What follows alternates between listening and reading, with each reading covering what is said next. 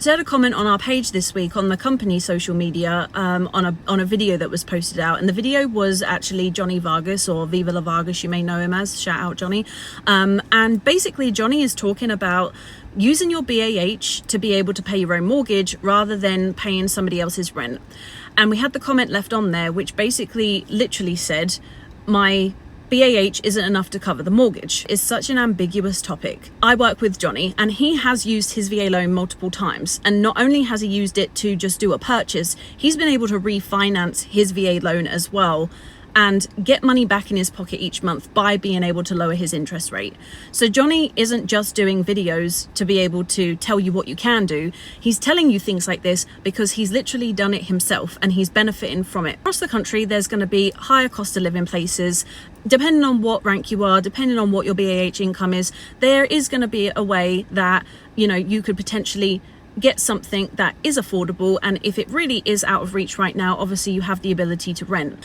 So it's just the point of not understanding how much you can actually afford until you get pre-approved. That just basically tells you the maximum amount that a lender would be comfortable letting you borrow. You don't have to go up to that amount. You can come lower than that and then have a little bit of cash flow still come back in your pocket to help pay some of those extra bills that you might end up having, like utilities, anything like that. If you see a comment like this and it really puts you off even moving forward, this is where I really urge you just to take a second and just understand you are your own person. You're going to not be living in the same place, in the same county, be the same rank and have the same BAH as the next person who you see a comment on. And the idea and the principle behind all of this is using the BAH that you get allocated from your service and from your job and putting it into something that you get to invest in, that it's an investment in yourself and not into somebody else, because every time you rent,